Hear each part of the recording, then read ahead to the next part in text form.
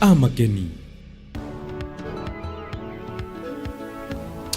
Londerera TV, karibu kwa Amacheni kefu nyangino kula wakhola tofauti sana tarehe 18 ama tarehe 18 mwezi kuno kwa munane chela 2026 mbarambo wosu oli bulai karibu kwa Amacheni kefu nyangino na nyangino kula wakucheka kwenga ku report ya bhanyo bulamo umurichi bala Kenya umurichi William Samoei Ruto yakaba nende mukongo wa waziri Mwami Musalia Mudavadi Omami Professor Kithure Kindiki alalenda bachini bandi Londerera TV mu inzio mukongano ya KICC wazanga khonjeresi amukono kobulamo umurichi bala Kenya yakaba nabo nanga namna gani ne report bila kufungura kwa yokuranga lakini wala wakutaka mpaka cha website baadaye ku report yo mwana Brian mwana shisiani Brian abulangambo bulamu bulano utushiro kumwisho yenyanga isani orula mtimbia chabkhane wabeni bakhonya go kala go stemberi na khandi report ndi Londerera TV khurula kho mwana chief Amacheni Mwami Boza Ishtemi ne yo isafari yo mwisho yo Mwami Juma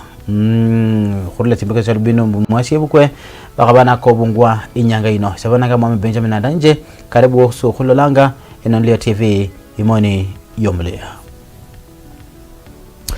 Report yefu ya mbere singana mene kholo Londerera TV ni report yobulafo obulafu nendo bulamu butiranga khwe khole khamtimbara chabkhane amuricho chibala cha Kenya bulano yele sinja mbo bulaino ebiseno chibala cha Kenya chitana khupa hatua ilingali mkhoko no kobulamu no mwaka kuitsaka kwa 2026 yakabamo yese Mwami Kithure Kindiki na songanga nakho sinja bulafu mhoke naka ka bulamu mkwita mwaka kwa 2026 mpaka umwaka kwa vision 26 kuborra babiri nabo babone basonganga mukhongano kuno kwa mukhongano kwa obulamu kutsiranga isaino Londerera TV mwenzi mikhongano ya KICC mu county no ya Nairobi.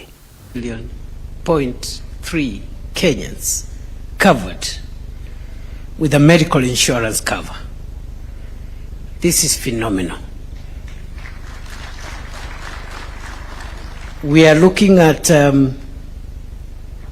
people getting medical advice from their homes and villages through the consequential 107,000 community health promoters which continue to serve our nation well. I've just been with you as you went through what this administration is doing around medical equipment under the National Equipment Support Program, and also the consequences of the laws that our parliament has put in place. Behind every number is a human being, an anxious patient, a worried parent, a frightened child, a health worker doing everything possible and for a life to be restored or saved. Consider, for example, the case of Lydia, an 18-year-old student and her mother, Naomi Mutendwa Kilunda. When Naomi's assistant chief encouraged her to register with SHA, she enrolled and listed her children as dependents, as is required. She could not have known then how much that decision would matter. Lydia later developed severe breast overgrowth that affected her mobility, her confidence, and her life as a teenage girl. She required specialized surgery at Kenyatta National Hospital costing $168,000, a bill her mother could scarcely have afforded. But because Lydia was covered, her surgery was paid for, and so was her recovery. Aya, Londerera TV ni ripoti kutsiranga Londerera kulaba kulanga ko siketi ripoti neyo hola intuye mikhongano ina ya KICC county no ya Nairobi. Ana gustembere Londerera TV kumachini kandi nyanga ino yakaba isafari yo mwisho yo linjo mbaye wa mpira yakaba ira kubila bya bukano mwami Godfrey Juma Omumia yakaba nabaira ku timu tsinyi bishobora cyo Kenya na resibungwa okuyebirwa mu imbaka ino yelubino tsimbeka zino sia mu myasi bukwe Londerera TV bulano balimu nene ba chifu nene bachene kula mtsimbara chabukane bano bushanga buyingo beno masika ko mwami Godfrey Juma Omumia okusaba abana mbobera bene nene mimemile kubatsanga kusukulu mwaka nibishikulu zikulanga eliwiki litsanga lino bakabana basabanga abana kubande mimemile nende kuhuria abandu kubula kusamba tsukulu enda khola mukho kali mabi mutsukulu chabukane kadakario mukhaye wa marehemu Godfrey Juma Omumia amwikhusiye musatsa we nabolambo shamiro shino shoshosi shikwisiye omwami Godfrey Juma Omumia tawe. Na walimu wetu ambao hamuko kwa vyama vyetu vya walimu, tunataka kuwaomba mjiunge na vyama vya walimu vya IG na KTBF na local benevolence ili tusaidiane kama kawaida. Shule ziko karibu kufunguka, nataka kuomba wazazi wetu, shule zikifunguka tutashirikiana na walimu wetu, tukuwe na amani kwa shule na tukae kwa amani mambo yetu, tuende kwa shule, tusuluhishe na walimu wetu wakuu na tuende mbele, sivyo? Abana ba form emanyire abana ba form 4 baliano, abana ba form 3 form 2 na zile grade zingine muko karibu kurudi kwa shule kwenye kubola mulakalusha yo okusamba tusukuli tawe no samba inzu ishenanga. Kwa hivyo wakati mnachoma shule mnatoka huko na laana na kurudisha kwenu na hamtafaulu katika maisha yenu. Tunataka kuwaomba mnapokuwa na grievances, follow the right protocols and procedure so that you resolve those grievances in the best way na shule ziendelee kusoma. Sisi kama viongozi wa kisiasa wa walimu hatuungi mkono mambo ambayo yamefanyika kule Homa Bay. Hatuwezi kuunga hiyo kwa sababu katiba yetu inapatia freedom of association. Watu wako na uhuru wa kutembea na kuhusishwa na kuchangamana na wengine. If we begin to polarize people along tribal lines, along party lines, we are leading this country into the brink of collapse. Na mambo ambayo yatatokea kule mbele ambapo tunaelekea, kutakuwa na vita, kutakuwa na umwagaji wa damu na mambo kama hayo. Kwa hivyo viongozi wa aina hiyo lazima tuwakemee, si ni kweli? Viongozi batiyuhuka luhasia nenyo baraka ndenyo kubasaba musikubali kununuliwa kupewa shilingi 500 ili buiraba ashenyo bano.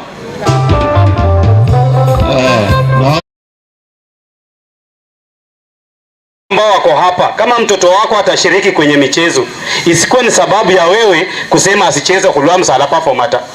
Kuna chinda tachi performata uchezo mpira nochera hando bashira. The last time ya Loma and Godi, he was very active on the wall. Some Western series legends baruo, Western series legends baruo.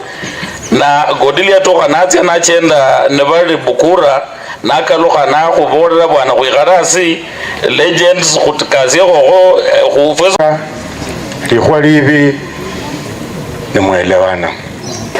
Baborembo nolu babayi shibasomanga ta. Ho onyalo ho ba lo khayo kusoma no headmaster William.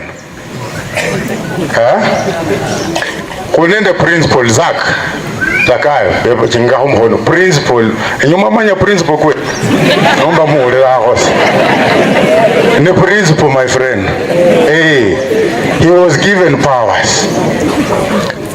Ho ndio mwisho, tafadhali tuimize watoto wetu, kama mtoto ni mchezaji encourage.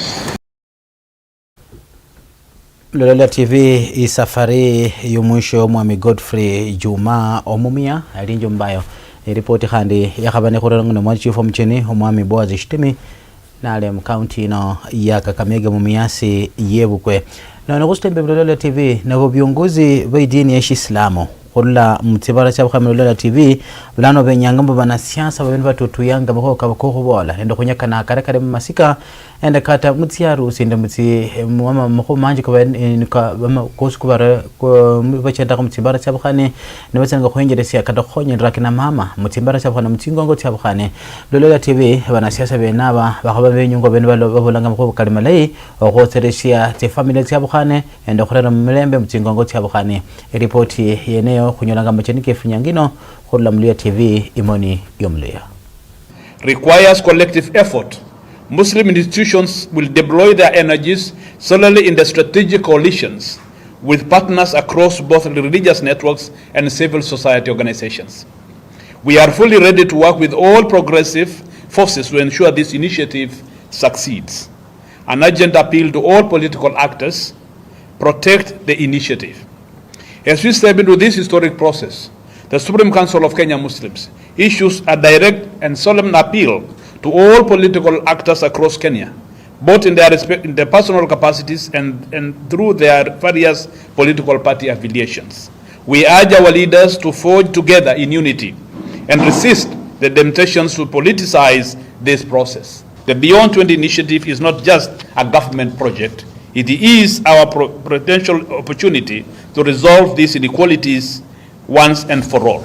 2030 vision is very important katika kuhifadhi haki za watu za kimali, haki za watu katika uchumi, haki za watu katika vizazi, haki za watu katika watoto, haki za watu katika wanawake na kila sekta ambayo kwamba lazima tujaribu kuizungumza kwa kina na kuangalia gaps zote na challenges ambazo tulizonazo. Tuwaambia wanasiasa wasitudirel, tuwe na njia moja ya katika kuwa na Vision 2030 and beyond.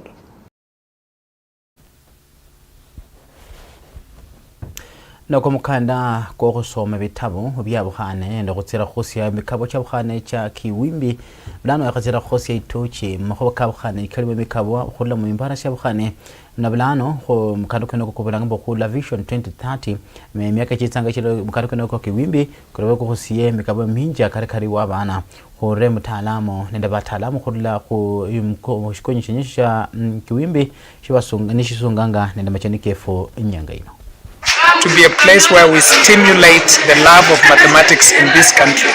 And next year we hope to invite children from across the whole country. So this is just the beginning of something that is aimed at contributing to the future of Kenya. Mathematics is the foundation of STEM, and literacy is equally important. So what we are doing at Kiwimbi Library is making sure that our children love to read, which helps them with curiosity, with imagination, with comprehension of any subject. Love to do mathematics, which makes it easier for them to succeed in STEM. And when we say STEM, it doesn't just mean engineering and technology. It also includes all subjects that require mathematics, such as finance and accounting. Any one of you can check the records of Kenya National Examination Council since independence. Only 10% of Kenyans ever pass math with a C+ and above. The failure rate in mathematics is 9 out of 10. Okay, in this area, we have changed the failure rate by encouraging children to read when they are very young and encouraging them to study mathematics when they are very young. We now want to create a national mathematics competition that will be centered here in Amagoro. And we're beginning small. The first competition was in December, where we had about 400 children competing. The second one was in April during school holidays, where we had more than 8,000 children competing. The reason our children in Busia County, in Teso, are not doing well is because of English. And you cannot speak English with words you don't have. So the books that we have give our children words, because in a home they may speak Luya or Teso, but then again they're speaking Kiswahili. But English is in this book. So we do lending. We're in 92 schools in Busia County. We have a lending library for children, and we encourage literacy, English literacy, because as you know, all the exams are in literacy, are in English, even mathematics, except for Kiswahili, even mathematics. What children find hard to do are mathematics, the written words, mathematics. Coming to the library has really helped me. Really helped me a lot. And also this contest. The contest, it encourages me to, it opens my intellectual ability, and it encourages me to think critically and solve problems faster and efficiently. Na nagostembere Londerera TV hutonye mkaunti ya Bungoma lano serikali yeneyo mkaunti ya Bungoma khubirira khumukandiko no kwa afya ende obulalavu no khurula khumbunge wa tsimbeko tsia weza kandu mwami John Makali bakatira khwenjeresha mupango ko khulipa mapesa kasha kidogo kidogo kubamenye khula mutimbara seneza khubira ku hospitali tsinyinji mkaunti ne ya Bungoma omwami Makali khubirira khu Makali ke ablano bulangambo mukhangana kono kono kutsanga khonyera abakofu ne nabandu banji banende hali ingiti yokutsira khosia wama yokutsira kuchenda mutimbara cyabakhane ndibule mavu kula mkaunti eneyo ya Bungoma omwandi chifu no wanyama khoranga report eneyo mkaunti no ya Bungoma bamenywa abanone baromaroma na balimo abo bamenyere nende buleme khumibili kikyabwe khwama mwisasale bubunge lyekandu yi mkaunti ye Bungoma bamakhoroma bali mbinu ebukulibwe yino yakhubara khubima embyakha yesha ekyahubayeta khubona mbobola na khuimarisha busilikhi bubwabwe. Nilikuwa nikienda kununua dawa pale chemist. Sasa hivi nitaringa nikiingia hospitali nikitibiwa mimi na familia yangu. Mtoto wangu ni mlemavu na hivi sasa nashukuru nitaingia hospitali nimpeleke therapy na ashughulikiwe vile inavyopaswa. Kwanza mimi nilikuwa na watoto na wakati walikuwa wakigonjeka nilikuwa naumia sana. Kwa saa hii nina furaha sana, mheshimiwa ametulipia SHA kwa mwaka mmoja. Nataka kuchukua nafasi kushukuru mbunge. Hao walemavu wanaenda hospitali lakini mara nyingi hawatipiwi kwa sababu ya karama ya matibabu, na unajua afya na ulemavu ni mandugu. Kwa hivyo kuchukua nafasi kufuatilia walemavu ni kitu cha muhimu sana ambacho kitaendelea kukumbukwa na haichawahi kuwa. Mbunge wa maeneo kabubunge ke kandu yi mkaunti ya Bungoma omwami John Makali na Roma na limu muruhoko kama khusubishila bamenywa bano ambacha khuendelea khuimane nabo. Each of these beneficiaries wenye wako hapa tutaka kulipia the least kabisa. Wengine wafanyiwa assessment kwa 6,500, wengine 7,000, lakini the least yenye tunalipia wenye wako hapa mmoja tu ni shilingi 6,000. Na afisa wa registration amesema kitu moja muhimu sana, your family members, kwa sababu pia wanatakana kufaidika kutoka kwa hiyo. Wacha tuanze na watu 160 kutoka kwa kila ward. Serikali y'omuruki William Ruto khubirira musiku kasya bulamu babele na batenga chirupya chola na chibilioni 7 mukhombaha esibitali eyo ya level 6 enyolakhana SHI bamenywa na barebwa khukendelela kamakangilo kakaukhane na khunyikhinya nende pima embyakha yesha. Kalepo wata alomwemelesi omukhulu wa siku kasya busilikhi mu county ye Bungoma. Shida kubwa sisi tunapitia wakati tunafanya kazi yetu ni hii. Kwanza watu wenye tunafaa kurejeza, we are a population of 1.9. Bungoma County yote iko na population ya 1.9 people. Watu wenye wanafaa kuwa registered on SHA wanafaa kuwa 1.6. Lakini imagine saizi vile tunaongea tumefikisha 600. Enjale ndalazi dawe kuregistered. Nembana ripoti no kama mkaunti Bungoma sendino wa wanyama.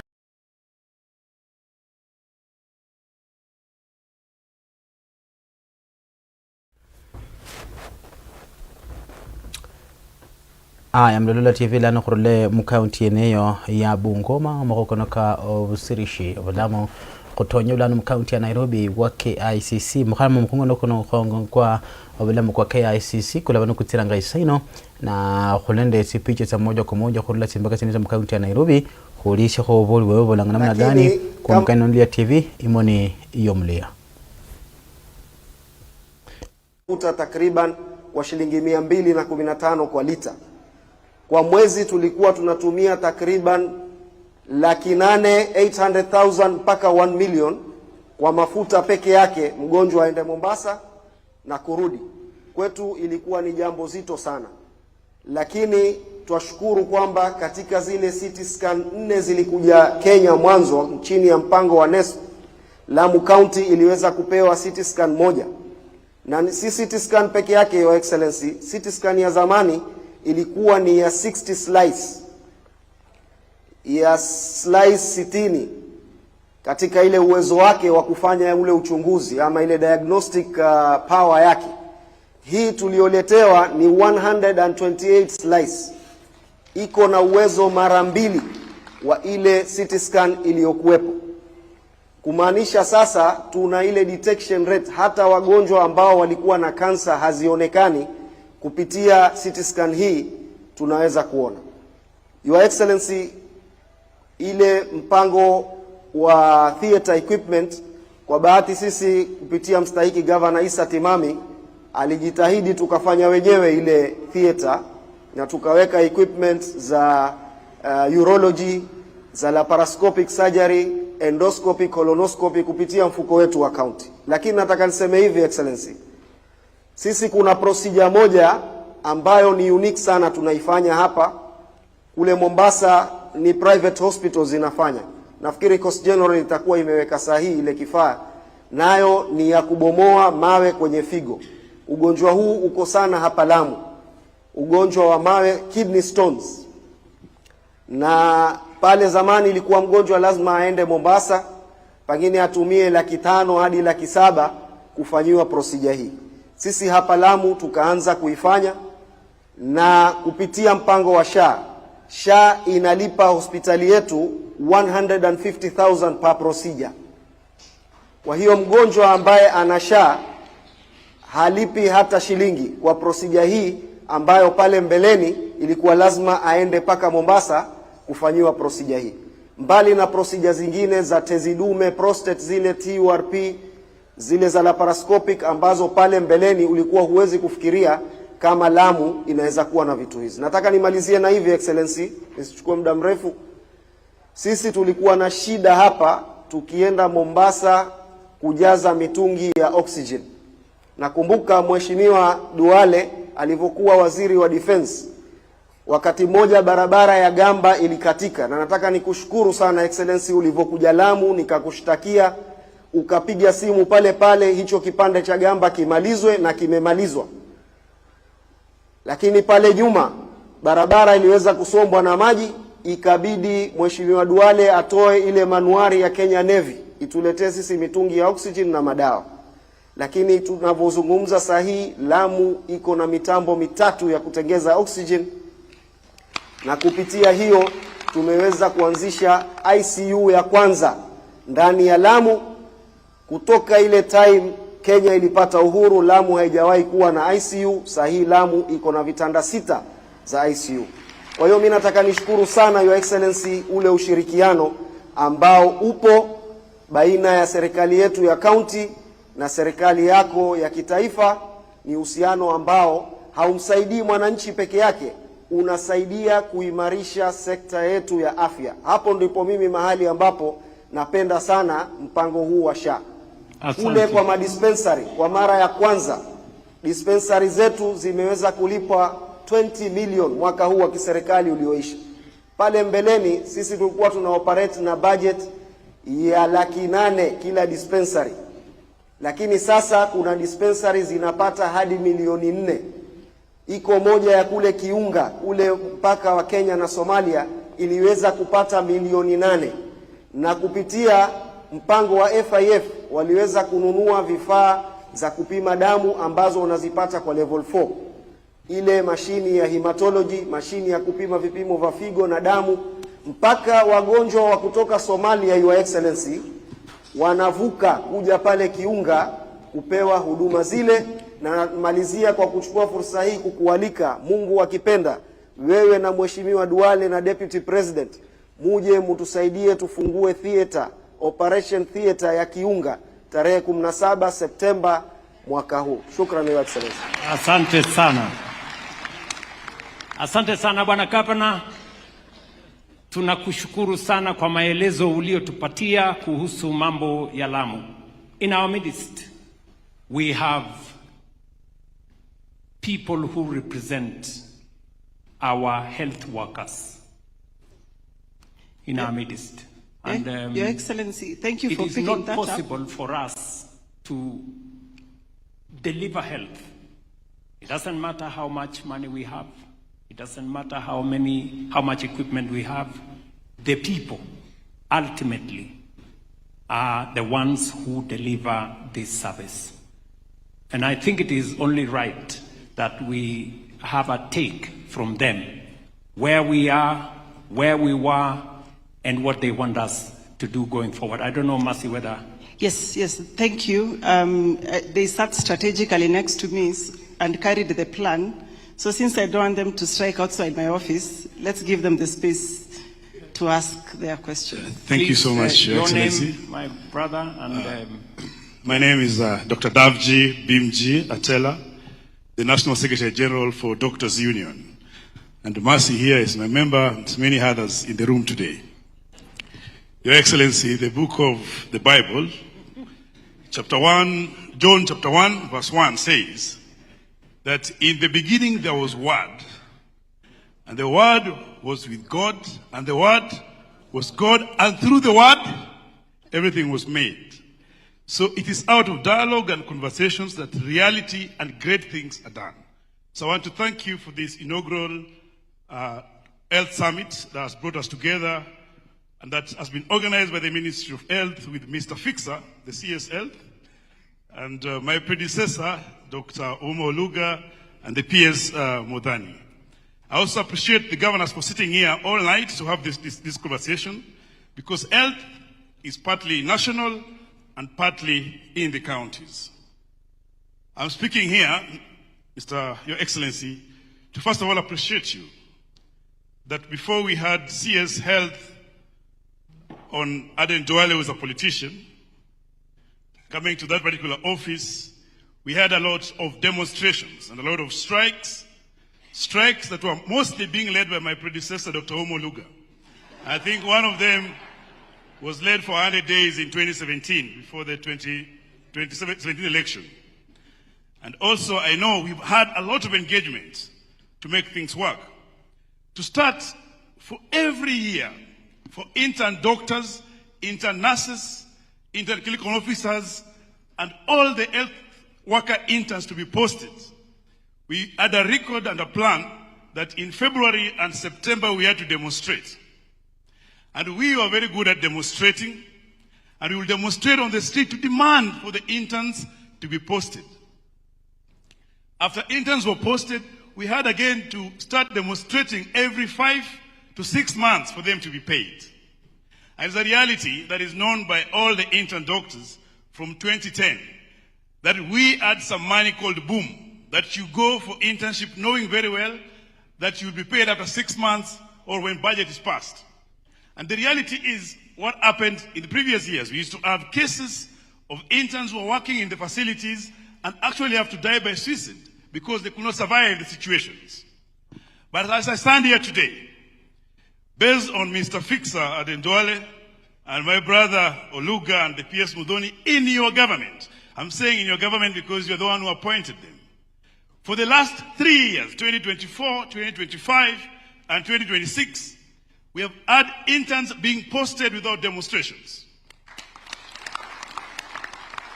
We have had interns being paid their salaries in the first month of posting. Even those who were posted in the mid-July are getting their salaries this month. This is an improvement because we had accepted abnormality in the sector. So I want to thank you for that. Again, when I came to the office, where I've been in the union for 15 years, but I was elected SG 6 years ago, Dr. Oluga left a very big document called Collective Bargaining Agreement. This CBA was signed after a lot of strike, but once it was signed, deposited in the office, and then you took away our good friend, Dr. Thuranira, we were looking at how will this CBA be implemented. We tried to engage from 2017 to 2021, but there was no outcome. I think that's why Oluga probably left to go to the ministry to help the minister to implement it. We went on strike in 2024, and I remember we came to State House on 11th of May 2024. We had an agreement with the negotiating committee, which was led by the Council of Governors, the Ministry of Labor, the Head of Public Service, and the Ministry of Health. And they offered and agreed with us that they'll pay our arrears of 7 years in 5 installments. That means they'll pay it in 5 years. But you said that utamu wa deni ni kulipa. That instead of paying doctors their arrears for 5 years, you'll pay it in 1 year in 2 installments. As I stand here today, the 5,693 doctors across the country received their 7 years arrears. And the arrears of 2024-2025, we had a meeting with the minister who promised to pay by November this year. We believe in him because when he said before, the promises he had given us before have actually been implemented. So we have no reasons to doubt. The other part, which was remaining for the county government, the 2025 arrears and 2026 arrears, we had a meeting with the Council of Governors, and the chair on Abdullah is here. They gave a commitment that the payslip of this month, doctors will have their adjustment in the payslips. And today, the payroll managers were confirming that they've gotten the matrix. It then means that the debts of 2017 are being paid 9 years later. And these are being implemented by commitments of your government with the Council of Governors. And this we don't take lightly, Your Excellency. As I say this, I've also gone through your manifesto. And I've seen many things that have been said in this particular forum. I want to align with them. I know for sure that my grandmother, who is 95 years old, and my daughter, who is 3 years old, knows that this country has a social insurance. It is something that has been discussed in the political space. It's something that has been said, and we go and get care with it. I was in a hospital today, and I got an MRI, and it was approved. So it's a reality.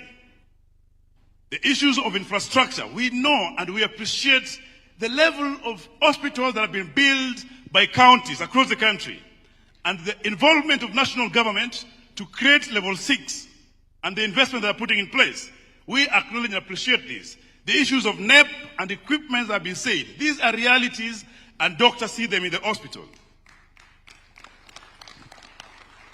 Your Excellency, as I say these things, in your manifesto, we have been looking at the issues that you promised us. And one that also is part of our return to work formula of 2024, which is now a court order. And I'll read it, page 23. Of these 13 issues that you committed to do, in the last 4 years, I've only noted 2 that have not been done. The 11 of them, with my brother here, Vizcaya, I say have been done. It's true they've been done. That, Your Excellency, as we enjoy the benefits of collective bargaining agreement, as we enjoy and trying to ensure that we don't have strikes, as we enjoy the working of SHA, the equipment, and all these, you promised us that you will prioritize employment of 20,000 healthcare workers. That is doctors, nurses, clinical officers, laboratory technologies, physiotherapists. And Your Excellency, we have only 1 year to get a new manifesto. And I want to ask you, what is the progress of employment of healthcare workers, including doctors? That's one question. Number 2, Your Excellency, the doctors, the nurses, the healthcare workers of this country are devoted to work, and they work so hard. They're the most honest citizens of this country. We believe and we benefit only from our meager salaries and wages that we receive every month, and we appreciate. And that's why I am so happy that you have Honorable Duale in that office. We have Oluga there and Mudoni, and we have Abdullah, who has given commitments that he will not see any doctor strike anytime soon. that as you are giving us plan on employment of doctors, we also want to know and to be sure on the side that this year we'll have our CBS negotiated peacefully without having to go on strikes. Number 3, you said that you will have a mechanism to align engagement of healthcare workers and COG without undermining devolution. As we speak today, we have 33 counties that have not paid salaries. And these, our faithful, honest healthcare workers, ought to be able to pay their wages. We have the ones at the ministry that have been paid their salaries from other ministries, but the ones from counties, 33 of them have not. So I want to ask you, what strategies do you have in place to ensure that salaries are paid on time, even in the counties? Lastly, remittances. Your Excellency, as SHA works and as comprehensive medical cover for civil servants works, on the 9th of every month, when remittances are not done, our healthcare workers, our workers in the county can't access care. And yet later, the counties will remit the money. But then in that moment, they're not able to access care, we are having a problem. What mechanisms can you put in place to ensure that these are resolved? Thank you. Thank you very much, Daktari. You all appreciate that it is not any mean achievement to get the kind of endorsement you receive from a trade unionist. You really have to work hard for it. Daktari, I agree with you on all your assessments. There are areas we have succeeded, but there are areas that require improvement. You have said, first, where did you find my manifesto? Oh, it's a public document. It's a contract. Thank you very much. And you have done correctly. You have said out of the 13 issues that I promised, there are 2 that are outstanding. If you are a teacher, if somebody gets 11 out of 13, roughly 85. That to me looks like an A, right? But anyway, I said I'm aiming for 100%, so it's work in progress. So let me say of the 2 things you have mentioned. Number 1, you have said, what is the progress on the commitment that we made in the manifesto on progressively making sure that there are 20,000 health workers hired to assist in the transition to universal health coverage. I can tell you, Daktari, that number 1, we've already committed to transition all the doctors and health workers that were hired under the UHC program from being from contract to permanent and pensionable. From this month, all those people are now transitioned, and the 7,800 of them, I am having a conversation with our counties. In the event that the counties have a problem absorbing them, I can confirm to you that we will absorb them as national government and place them in whatever facilities we consider fit. But I am sure that we are going to have an agreement with our friends in the counties. Number 1. Number 2, we have already committed this year to hire 5,000 health workers this year. We have already hired another 4,000 from in our referral hospitals. Our referral hospitals have hired 4,000 health workers in the last 4 years. So if you add 4,000 hired by our referral hospitals, 5,000 we are hiring this year, that is 9,000, 7,800 we are going to make permanent and pensionable. Roughly that is 16,000. out of 20,000. But that's not the full story. Our counties, and I must commend our counties, in the last 4 years, counties have hired 28,174 health workers. So if you look at my manifesto and you count all the numbers, we have actually exceeded the 20,000 that we put in the manifesto. That is, even if you want to look at it as health workers hired by national government alone, we are already at 16,000. So we're not too far away from hitting our target. But if we look at government in its totality, we have already actually doubled the 20,000. We are at 40,000 and something. So we're in good space, Daktari. Number two, you have mentioned about collective bargaining agreement. And you want us to do this time round without a strike. So, and I want to undertake that we will establish the necessary committees for us to engage. And please, let's do it without a strike. We are ready to engage, and I'm sure we will agree. All of us are reasonable people. We will make sure that we put the interest of the people we serve, the Kenyan people, ahead of our own interests, either political or in your good offices of the trade union. So I'm sure we will agree on that. And then the last issue that you mentioned was SHA reimbursements. She SHA said premium payments. Two things. You said there are some health workers, doctors, that have not been paid by counties, their last month's salary.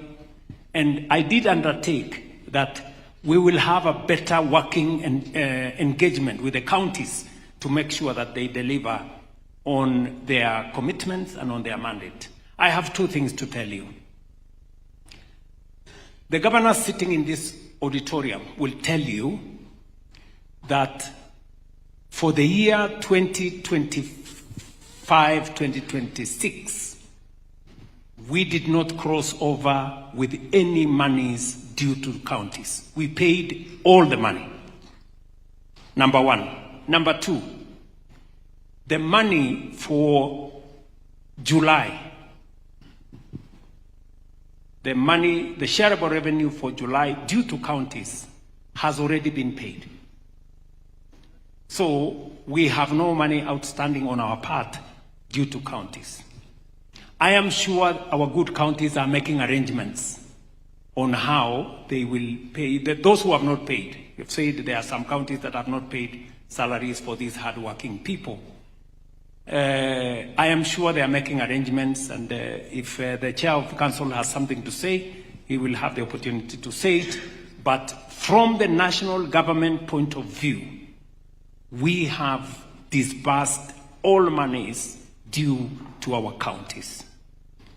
For last year, up to June 30th, and for July this year, they received it in the month of July. And I'm sure they are making arrangements. I agree with you that it is not possible for us to be able to effectively deliver on universal health coverage if SHA reimbursements are not done by everybody, you know? And I agree with you 100%. So for the facilities, for the MDAs, ministries, departments, we have made sure on our part that we do it as we do salaries and make sure that facilities have, SHA have their money. I will ask all others, our counties, parastatals, and other agencies to do likewise so that we can enable SHA to be able to do the great job that they are doing. I think those are the issues that were raised. Do we have Mercy, I hope? Yes. We do have representatives from some patient groups. renal patients. I'm told they are somewhere in the room. Any from the... Governor, please, do you have something to say? Maybe we can allow Governor to say something. Thank you very much, Your Excellency. Just a couple of things. Number one, and on behalf of all the governors who are seated here, as a council, we believed in this SHA system from the very onset when everyone else was actually saying it is not workable. And of course, as a council, every stage, whatever intergovernmental partnership agreement that we sign with the Ministry of Health, we have to protect our space with respect to devolution. And I want to confirm that all the agreements that we have had under all the IPAs were indeed processed through a full council, and governors agreed to it. Number two, of course, like every other new system, there were teething problems, and at times, as the council will raise certain issues. But all counties and all facilities are better off today as a result of SHA. And the experience is the same across every single county. And this explains why on-source revenue has in many cases more than tripled in counties or even quadrupled. With respect to the issues that have been raised by Dr. Atela, Dr. Atela, you will agree with me, and you've said here that as a council now, we are at peace with you, right? Even the little bit on the arrears on the part of the new rates of the CBA, we were waiting for a code. The code has now come, we'll pay you, and you have confirmed that this month's pay slips reflect what we agreed. As for the salary for the 33 counties, I confirm what HE has said, that indeed National Treasury disbursed our equitable share for the month of July 2026. And we didn't carry anything forward from the previous month. But this is a challenge that counties face during fiscal transition from one year to the other. Because when budgets are approved by the assemblies, those budgets have to go to the controller of budget for approval, and then they have to be fed into the IFMIS system. And as you said, 14 counties have paid. 14 counties have paid salaries. The poor Mwajia, have earned their salary. But I do understand there are counties that are still having approval issues with the controller, and before IFMIS can upload those budgets into the system, controller has to approve. So we will expedite this with the controller, but we'll also try and push those governors of the 33 counties to make whatever arrangements they have to ensure that they have paid the salary like everyone else, and like the other 14. But you will reckon that this is just a challenge during the fiscal transition from one year to the other.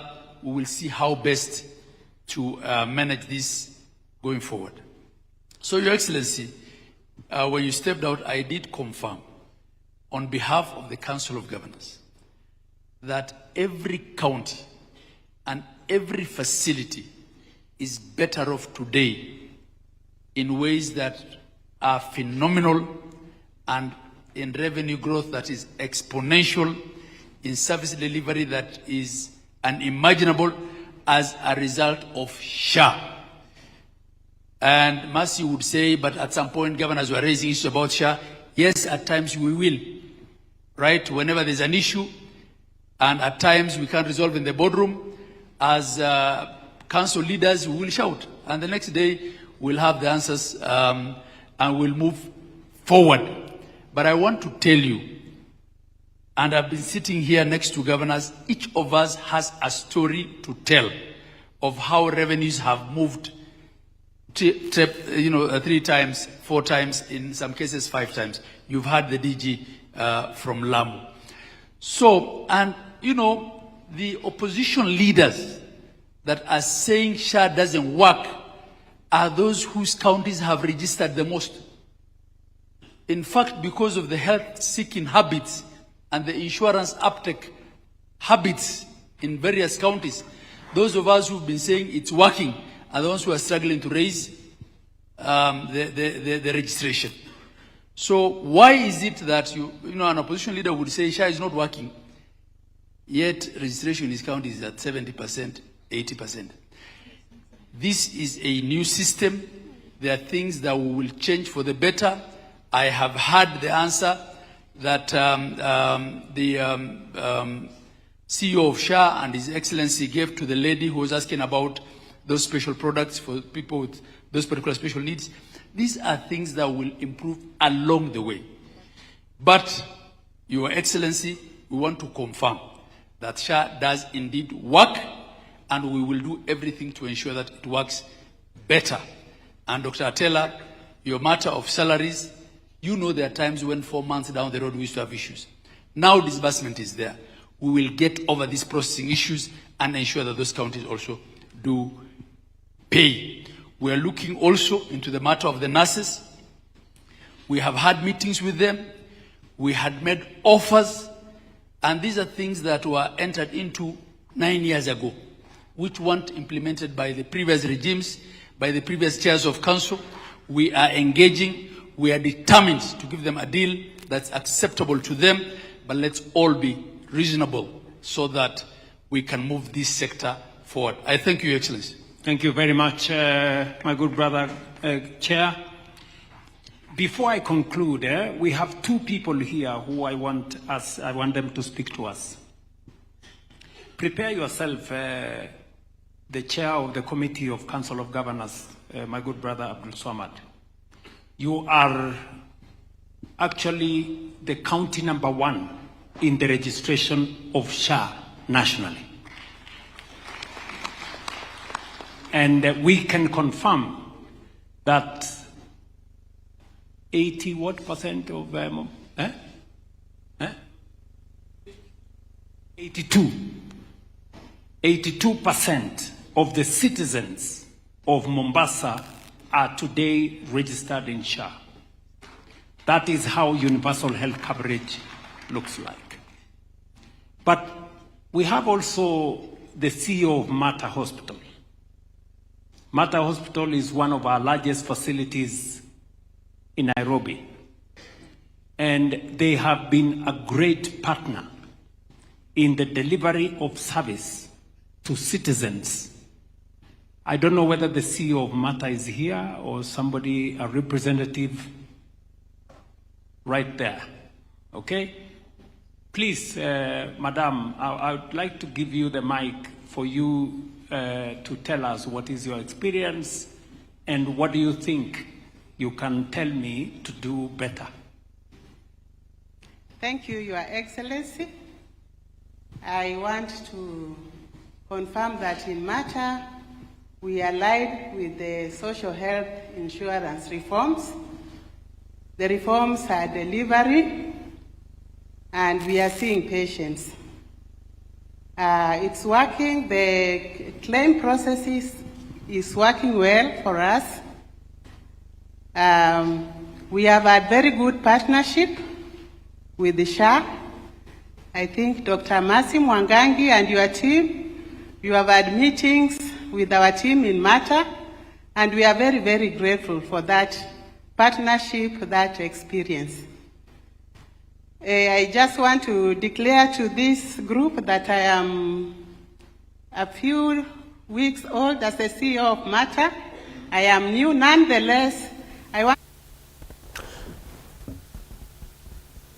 aya Mlolula TV ako nako ke khola khanga timbe kati ya khabri mu inzu ya mikhongano ino ya KICC khola khekena ka Mlolula TV go mo dinsinje go Amacheni kefu nyangino lakini khola go khola go go re boli bweno bo butsinanga go khola kha mu inzu khongo ya mikhongano ya KICC mlano kutia mbaka timbe katsia mu county ya Wasingishu nyangino khuli chepsaita mlano kholenda mtsiana mlala khumwami kama Brian Kipto bulano amenyanga mtimbana sia milima na bulangambo ali bishijishe